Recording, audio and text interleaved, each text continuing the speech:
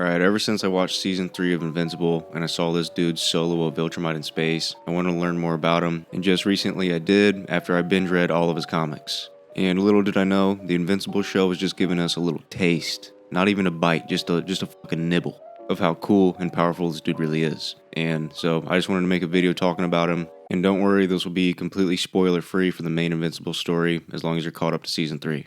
One day while walking to school, high school student Zach Thompson saw a spaceship flying overhead. He runs over to find it crash landed into the dirt. Walking over to it, he finds a dying alien. Zach doesn't know it, but this alien is a Geldarian from the planet Geldaria, and their ships are set to explode if they crash land off-world. So this dying Geldarian sees Zach though, and he's like, "Oh shit, I can't let this dude get packed up because of me." So he transfers the suit onto Zach just before the ship explodes.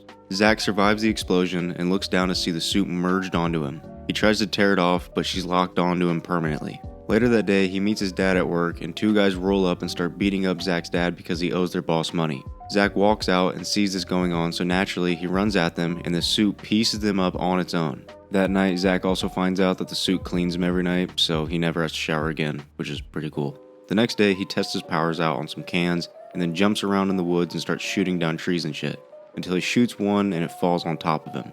But instead of getting crushed, he saved at the last second from the suit, which fully armored him up.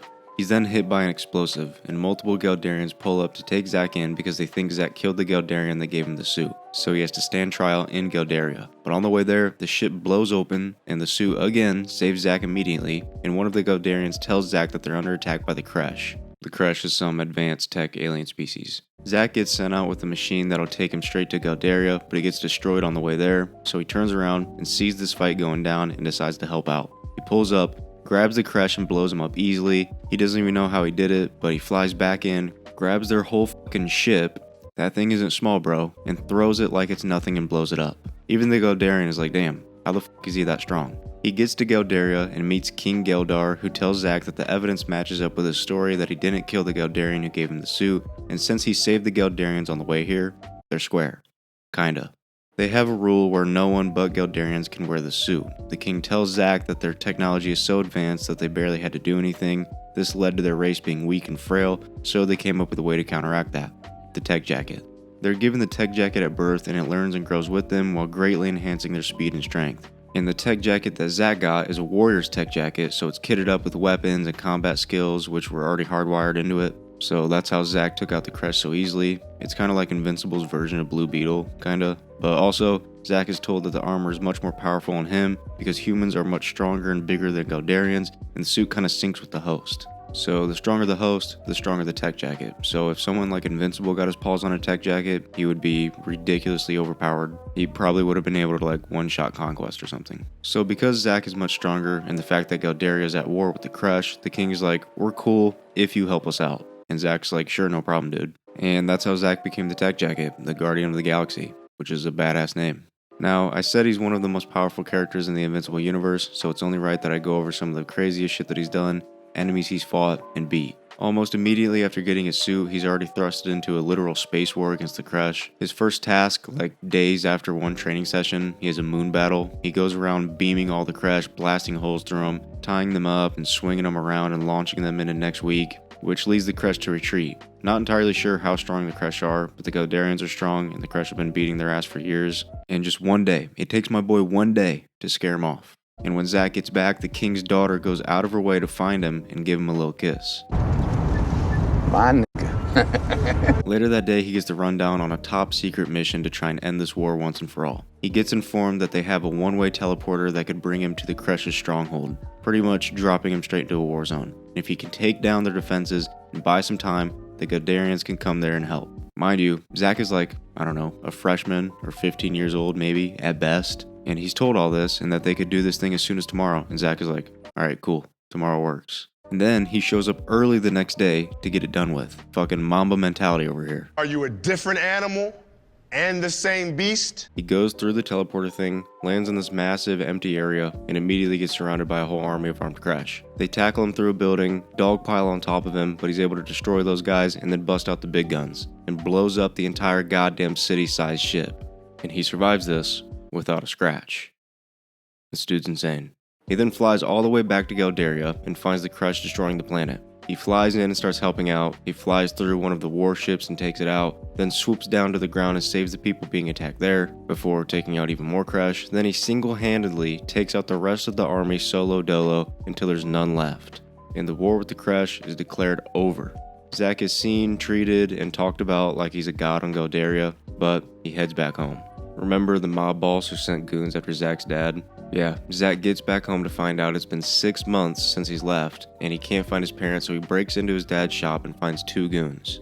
Thinking it was the mob boss that took his parents, Zack smacks him up and tells them to take him to their boss. They bring him to the big man, and immediately Zack just tackles the fuck out of him and holds him up outside a window, threatening to drop him. But after being told he didn't have anything to do with his parents, throws him aside, tells him his dad doesn't owe him money anymore, and then he just flies off. He does eventually find his parents, by the way, and gives them the rundown on everything that's been happening, but as he does that, the Kresh pull up to Earth, because apparently there's more of them, and they want to take out Zack, so again, he goes around and easily destroys their whole army of Kresh, grabs their spaceship, and launches it into the sun.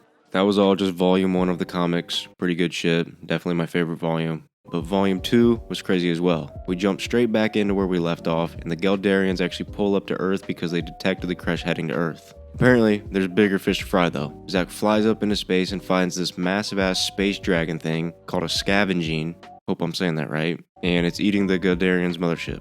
The more it eats, the bigger and stronger it gets, so Zack smacks it in the lips and starts blasting. The rest of the Galdarians pull up to help and they all fight this thing off.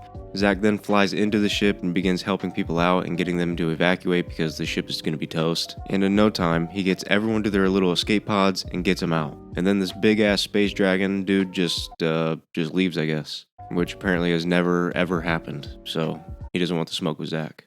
After this, the Galdarians stay for a while because their ship got destroyed, and Zack gets close to Lynn and even starts dating her. But eventually the Galdarians do get their ships to leave, but before going, in Zack's closet, they build him a teleporter to a space station thing right outside Earth's atmosphere to monitor for threats and things of that nature, which leads us to what you've all been waiting for, the Invincible War. We jump to later on where we see Zack in a fight with Longhair Mark, or Sleeveless Mark, whatever you want to call him. Zack blasts him with his lasers, cracks him in the beak pretty good, but a second variant pulls up to the party and tackles Zack into the ground, which actually looks like it knocks Zack out for a second. The second variant, Shorthair Mark, or whatever he's considered, says he recognizes the armor to be Galdarian.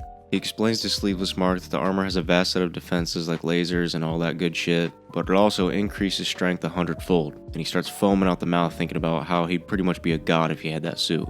But as he's thinking that, he gets smacked in the lips by Zack. Zack gets tackled while blasting the other variant, and he realizes he's pretty much cooked in this 2v1, but he's prepared for this. He reroutes all the suit's power to the battery to overload the system and lets off a massive explosion that completely vaporizes the 2 variants. Zack does nearly die from this, but how fucking sick is that? This is like his rookie or sophomore year of being a hero, and he's already ended a space war, fought a space dragon, vaporized 2 Viltrumites, and saved countless lives, all while putting his life on the line. Mamba mentality right there, boys. Now, let me introduce you to someone. This right here is an absolutely massive fella who eats planets for strength. Judging just by the looks of it, he would probably take the MCU's Galactus' lunch money. But this isn't even who I want to talk about. It's the guy who one-shots the Planet Eater by flying through his forehead, killing him instantly. This guy's Null. He's a ridiculously overpowered dude who travels worlds doing jobs for the highest bidder. And his next job is to forcefully remove the tech jacket off of Zack. And for those wondering, it's nearly impossible to remove it, and if it was somehow taken with force, it'll kill him. Null crashes onto Earth, speed blitzes a dude out of their truck, and then bites into them for information. You know how Starfire has to kiss people to learn language? Yeah, I think this guy bites people to learn what they know or something like that. Zack's dad alerts him that something from space crash landed on Earth and all communication to a nearby town was lost. So Zack flies over to check it out but finds a massive crater at a different location. Zack then looks up to see Null holding the nearby town up. Yeah, Zack might be toast. Null drops the town onto Zack, but Zack survives, busts out, and lands a juicer to his lips. Zack also fires some lasers at him that don't do much, and Null speed blitzes him and rips off his cannons. He then beats the shit out of Zack until he's a bloody mess. I promise it gets better for my boy, just give him a minute. Zack's dad calls Lynn and tells her about Zack. So while Zack is getting spanked a little more, Lynn rolls up in a ship to help out. Doesn't do much obviously, but as she shoots at Null with a Galdarian weapon, Zack reroutes all power to propulsions. He then tackles Null, flies him up into space, all the while Null's just chilling, talking shit to him. Zack crashes into his space station, And before his suit loses all power, he pushes Null into his teleporter, which sends him away before the space station blows up, which should probably kill Zack, but yet again, my boy survives. And for those wondering, Null was sent to the sun, where he'll be chilling for the next 3 years. Dude is a fucking tank. If we jump later on in Volume 3, Zack finds an absolutely massive ship that's about 20 million square miles and is posted up near Mercury's orbit. Zack goes to check it out, and the spaceship turns out to be a living thing, and it swallows Zack. The ship also has a whole city in it, by the way. Zack eventually meets a bunch of living things inside the ship which attack him, and then he meets a dude wearing Geldarian armor, or so he says. Zack tells him he's rocking off-brand shit, knockoff stuff. This guy smacks Zack around for a while, beats him pretty good actually before getting absolutely torched, but the dude somehow survives and grows into a massive monster, so Zack jumps onto his back and figures out that this dude is actually just like a disease or a cancer to the ship since the ship is living. So Zack finds and pulls out the source and just kills it. Yeah, everything past Volume 2 gets kind of wild and it's kind of hard to keep up with. The ship, which is apparently made by Geldarians but kind of got a mind of its own and a god complex, grabs Zack and very violently gives him an upgrade. A ship gets sent out to rescue Zack, but it gets taken out by Zack, who's being mind controlled by the ship, and the ship just assimilates the soldiers. But before that happens, one of the soldiers uses a nuclear bomb that he has on hand and blows everything to smithereens. But again, Zack somehow survives this and actually breaks free from the mind control. Zack is a fucking tank, dude. Nothing can put my boy down. He also has some final battle at the end of Volume 4, but it's more of a team effort. He himself doesn't do all that much, so I'm not really going to go into all that. Also, I'm not going to get into spoilers or anything, but in the Invincible main story, he does pack up a few Viltrumites solo dolo. That's all I'm going to say. But yeah, I read all this and was like, damn, this character's dope as fuck, and I'm pretty sure he'll be in Season 4 of Invincible, or at least I hope so.